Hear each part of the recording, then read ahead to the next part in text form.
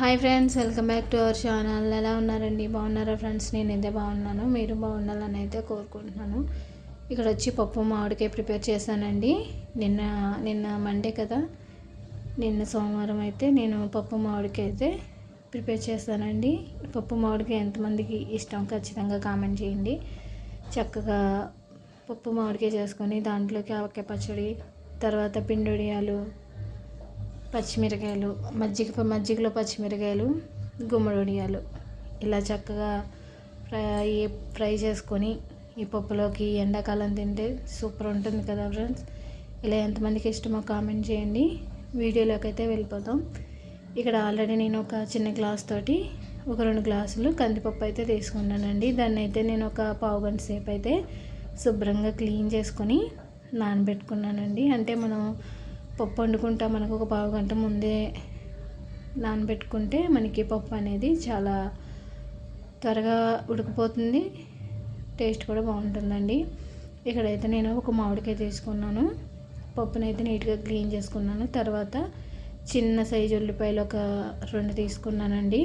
2 పచ్చిమిర్చి అయితే తీసుకున్నాను. నేను కుక్కర్లో ప్రిపేర్ చేస్తాను. మీరు కావాల్సిన సపరేట్గా మనం నానబెట్టుకున్న పప్పే కాబట్టి మామూలుగా బౌల్లో కూడా ఉడకేసుకోవచ్చు. కానీ నేను కొంచెం త్వరగా అయిపోతుందని నేను ఇక్కడ కుక్కర్లో అనేది ప్రిపేర్ చేస్తున్నానండి. పప్పు అయితే క్లీన్ చేసేసుకున్నాను కాబట్టి పప్పు వేసేసుకున్నాను.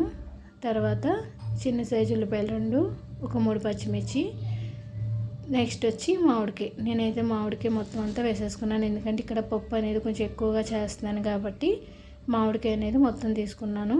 మరి ఎక్కువ పుల్లగా ఉంటే మీరైతే ఒక హాఫ్ తీసుకోండి, సరిపోతుంది. ఇదంత పుల్లగా లేదు కాబట్టి నేను మొత్తం తీసుకున్నాను. తర్వాత దీంట్లోకి ఒక స్పూను కారం, ఒక స్పూను పసుపు అయితే వేసుకుంటున్నానండి. వేసుకున్న తర్వాత ఒకసారి అయితే మొత్తం అంతా కూడా కలుపుకోవాలి. వాటర్ అనేది నేను 1 గ్లాసున్నర వేసాను, సరిపోతుందండి. ఒక 5-6 విజిల్స్ వచ్చేదాకా మనం గ్యాస్ మీద పెట్టుకుందాం. ఫైనలీ పప్పు అయితే చూసారండి చక్కగా ఉడికిపోయింది. ఇలా నేనైతే ఒక 6 విజిల్స్ అయితే వేయించాను. పప్పు ఇలా ఉడికిపోతే సరిపోతుంది మనకి, ఇంకెక్కువ అవసరం లేదండి. మరి ఎక్కువగా మెత్తగా అయినా కూడా అంత బాగోదు.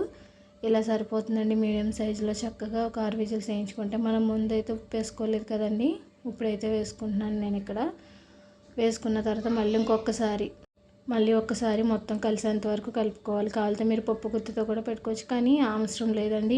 ఇలా ఉడికితే సరిపోతుంది. ఇంక దీన్ని అయితే మనం పోపు వేసుకుంటామేనండి. దీంట్లోకి 2 ఎండుమిర్చి, ఒక 4 వెల్లుల్లి రెబ్బలు, కొంచెం జీలకర్ర, కొంచెం ఆవాలు, కొంచెం కరివేపాకు వేసుకున్నాను. అయితే దీంట్లో మీరు కావాలితే శనగపప్పు, మినపప్పు కూడా వేసుకోవచ్చు, కానీ నేనైతే వేయలేదండి. ఇవి కొంచెం ఫ్రై అయ్యేదాకా గోల్డ్ కలర్లో వచ్చేదాకా ఫ్రై చేసుకుని తర్వాత నెక్స్ట్ దీంట్లో పప్పు వేసేసుకుంటే మనకి పప్పు తాలింపు అనేది అయిపోతుంది. ఫైనలీ చూసారండి చక్కగా పప్పు మామిడికాయ. ఇలా ఎండాకాలం మనకి పప్పుచారు, పప్పు మామిడికాయ ఇలా మనకి చాలా బాగుంటుందండి. ఫైనలీ పప్పు మామిడికాయ ఎంతమంది ఇష్టమో ఖచ్చితంగా కామెంట్ చేయండి. రైస్లోకి చాలా బాగుంటుంది, చపాతీలోకి కూడా బాగుంటుందండి పప్పు మామిడికాయ. చక్కగా పులుపు లేకుండా కారంగా పుల్లగా సూపర్గా ఉంటుందండి. ఫైనలీ నేను చేసిన పప్పు మామిడికాయ ఎలా ఉందో కామెంట్ చేయండి, లైక్ చేయండి, షేర్ చేయండి, మన ఛానల్ సబ్స్క్రైబ్ చేయండి. Bye friends.